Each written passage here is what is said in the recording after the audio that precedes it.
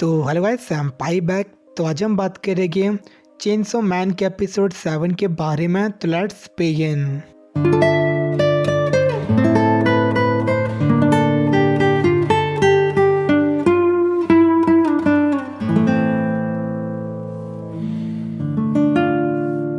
तो last episode के and में देंजी चेनसो मैन में कन्वर्ट होके डेविल की मौत में कूद जाता है और सबको लग रहा था कि सब कुछ ख़त्म हो चुका है।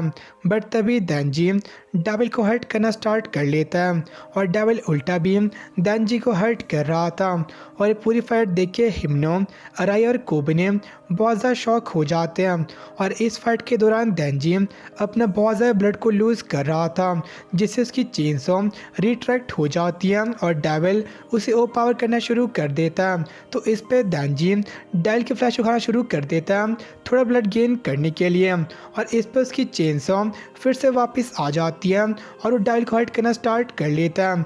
और इसके हम देखते हैं एक फ्लैशबैक को, जहाँ पे हम फाइनली देख पाते हैं हिम्नो के टीचर किशिबी को, जो उसे बताता है कि डेविल सिर्फ उन हंट से डरता है जो कि दिमाग से थोड़े पैदल होते हैं या फिर उनके थोड़े स्क्रूलोस होते हैं।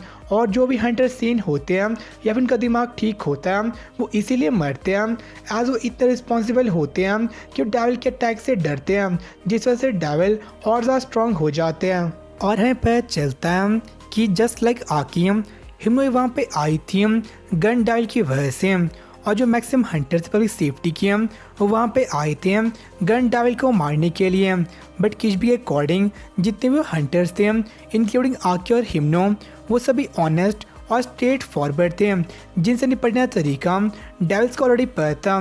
बट जो लोग क्रेजी होते हैं उनसे डेविल इसलिए डरते हैं एज डेविल उस चीज़ से डरते हैं जिसे समझ नहीं सकते हैं। और हम देखते हैं हिम्नो सच में एक नॉर्मल ह्यूमन थी एज और ह्यूमन से डरती है और पूछती है आकी से क्या ज्वाइन करना चाहता प्राइवेट सेक्टर ताकि गन डेविल के बजाय वो अपनी लाइफ को एंजॉय कर सके।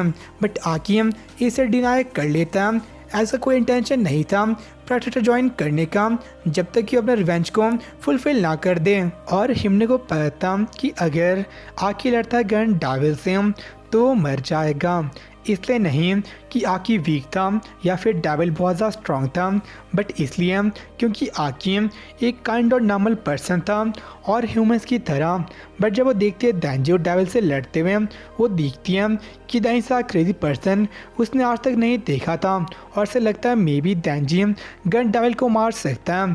और दूसरी तरफ डेविल फाइनली देंजी को नॉकआउट कर लेता है। बट हिम्नो अपने घोस्ट हैंड की मदद से उसकी स्ट्रिंग को पुल आउट करती है, जिससे देंजी फिर से खड़ा हो जाता है डेविल से लड़ने के लिए। और वो डेविल के रूप में बस एक नॉन स्टॉप मशीन था और अब देंजी को भी इसके नो रिप्लाइज चाहिए था। और इस तरह 3 दिन बीत जाते हैं और जब सब आराम कर रहे थे देंजी नॉन स्टॉप फाइट कर रहा डेविल से और वो फाइनली कामयाब हो जाता है उसके कोर या फिर हर्ट पे रीच करने पे। और अब डेविल भी मरना चाहता है ताकि उसकी सफरिंग और पेन थी वो एंड हो सके। तो देंजी उसके हर्ट को तोड़ लेता है, जिससे वो फाइनली वहाँ से बाहर निकलने में कामयाब हो जाते हैं। और देंजी को डेविल से गन डेविल के फ्लैश एक पीस भी मिल जाता है। बट 3 दिन लगातार लड़ने की वजह से वो इंस्टेंटली वहीं पे सो जाता है। और इसके बाद वो लोग आकी और देंजी को हॉस्पिटल ले जाते हैं। और इसके बाद हम देखते हैं आकी और हिम्नो को एक डेविल को हंट करते हुए, जहाँ पे हिम्नो कहती है आकी को वेलकमिंग पार्टी के बारे में as per division 4 fully assemble हो चुकी है, तो एक दूसरे को जान सकते हैं और उनके डिफरेंसेस को भी दूर कर सकते हैं। और वो बताती हैं कि कोबनी और अराई सोच रहे थे क्विट करने की, एज ना सिर्फ वो डरते हैं डेविल से बट ऑल्सो वो गिल्टी फील कर रहे थे एज उन्हें ट्राई किया था देंजी को मारने का। तो थोड़ी ड्रिंक्स पी के वो देंजी से अपोलोजाइज कर सकते हैं और वो लोग उन्हें कन्विंस कर सकते हैं क्विट ना करने के लिए। बट हिम्नो ये सब कुछ कर रही थी बस ड्रिंक्स के लिए। तो जो डेविल्स को उन्हें मारा था उससे आकी को गन डेविल का एक छोटा सा पीस मिल जाता है और कहता है हिम्नो को इस पूरी पार्टी को विद इन अ वीक करने को, ताकि वो इनवाइट कर सके माकीमा को एज इस वीक माकीमा किसी ट्रिप पे जा रही थी, क्योंकि बहुत से डेविल देंजी को टारगेट कर रहे थे और इसलिए माकीमा कुछ रीइंफोर्समेंट ढूंढने के लिए वहाँ से जा रही थी। तो इस पे हिमनो पूछती है आकी से कि दानजी चीज़ क्या थी। ना सिर्फ डेविल उसके बारे में जानते हैं, दानजी खुद भी डेविल में टर्न हो सकता है। ऑल्सो जो माकिमा पहले बहुत ज़्यादा ट्रिप्स में जाया करती थी, बट लेटली वो टोक्यो में स्टक थी, प्रॉब्ली दानजी और से सीक्रेट की वजह से। और फाइनली जो वेलकमिंग पार्टी थी वो स्टार्ट हो जाती है, जिसमें डिवीज़न 4 के सभी मेंबर आए हुए थे और पावर बस फूड को होल्ड कर रहे थे और सभी अपने आप को एंजॉय कर रहे थे। लेकिन दानजी मीनू को पढ़ भी नहीं पा रहा था, लेकिन स्टिल वो पूछता हिमनो से उस किस के बारे में जो उसने प्रॉमिस की थी। तो उस पर हिमनो से कहती है कि थोड़ा सा ड्रिंक करने के लिए, ताकि उसी किस को वो और स्पेशल बना सके। और से पूछती है जो उसने तो ट्राई किया था मारने का, क्या इसके उसे फॉरगिव कर देगा। तो ऑफकोर्स दानजी उसे फॉरगिव कर लेता है, एज वो किस के लिए बहुत ज़्यादा लुक फॉरवर्ड कर रहा था। तो इसके बाद एक सीनर क्या था, दानजी को अपने आप को इंट्रोड्यूस करने के लिए और अपने कॉन्टैक्ट डायल के बारे में बताने के लिए, बट आकी उसे मना करता है अपने कॉन्टैक्ट डायल के बारे में बताने को उन लोगों को जिस पर कंप्लीट ट्रस्ट नहीं करता। तो दानजी अपने आप को इंट्रोड्यूस करता है, बट उसको अपनी एज याद नहीं थी और उसे बस खाना और सोना पसंद था। एज पहले वो बहुत सारी चीज़ें गुजर चुका था, बट औरों के लिए ये चीज़ बस सरप्राइजिंग थी। और हमें पता चलता है कि अराई भी कॉन्ट्रैक्टर था फॉक्स ट्रैवल के साथ में। एज जो फॉक्स ट्रैवल थी वो बहुत ज़्यादा फ्रेंडली ह्यूमन के साथ में, और इसीलिए वो बहुत ज़्यादा कॉन्टैक्ट बनाती ह्यूमन के साथ में।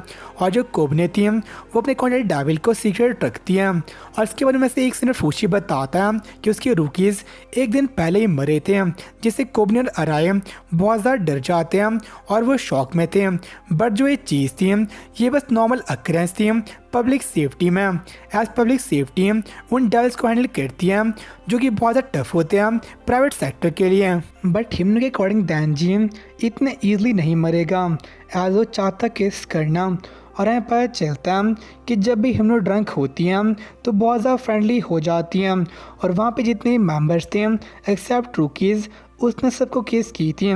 तो अब दानजी श्योर था कि उसको अपनी पहली किस वहाँ पे मिल जाएगी। बट तभी वहाँ पे माकिमा आती है, जिससे सभी लोग सरप्राइज हो जाते हैं, एज माकिमा जनरली ऐसी गैदरिंग अटेंड नहीं करती हैं। और पूछती है दानजी से कि क्या बात कर रहा था किस के बारे में, जिसका जवाब दानजी नहीं दे पाता। एज वो नहीं चाहता माकिमा उसको और हिमनो को किस करते हुए देखें, पर उसको किस भी बैडली चाहिए थी और उसे समझ नहीं आ रहा था उसे क्या करना चाहिए। तो सब्जेक्ट को ही चेंज कर लेता है और कहता है माकिमा को कि उसने डाली को डिफीट किया था और उससे उसे गंटल का फ्लैश का पीस मिला था, जिस पे माकिमा उसे प्रेस करती है। और आगे पूछता है माकिमा से कि लेटली डेविल अपीयर हो रहे थे जिनके पास गंटल के फ्लैश का पीस था, जो पहले बड़ा कम होता था, और जो रिसेंट डेविल आया था वो टारगेट कलर दानजी को।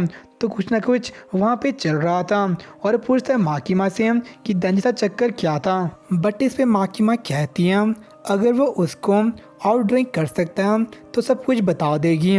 तो कुछ टाइम के बाद जो भी कंपटीशन करता है माकिमा के साथ में, वो जा पीने की वजह से वहीं पे नॉकआउट हो जाते हैं, और माकिमा आई भी नॉर्मल और स्टैंड स्ट्रॉन्ग कर रही थी।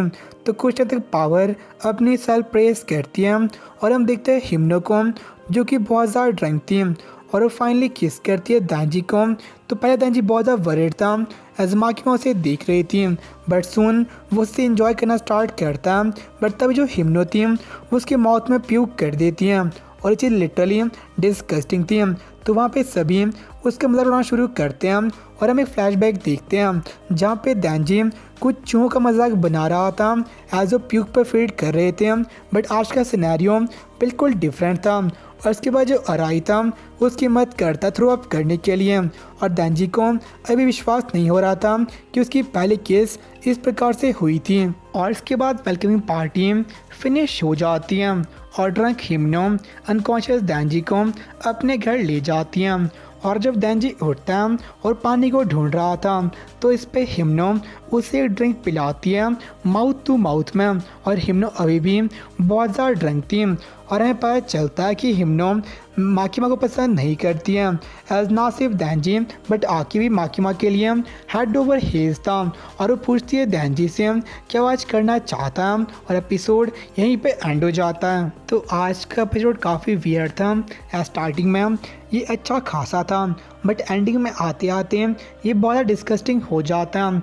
और जो साथ में इसका एंडिंग सॉन्ग था वो मुझे आज कुछ खास नहीं लगा, बट जो इसके विजुअल थे वो पूरे एपिसोड को रिप्रेजेंट करते हैं गेम के स्टाइल में, और ये काफ़ी सही थे। और आज हम देखते हैं कि जितने भी डायवर्स थे वो टारगेट करते दैंजी को, और ऐसा क्यों था हमें फ्यूचर में पता चल जाएगा।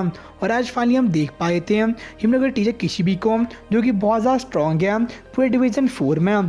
और साथ में लास्ट में जो इसके मुंह में प्यूक करती है वो लिटरली बहुत ज़्यादा डिस्गस्टिंग था।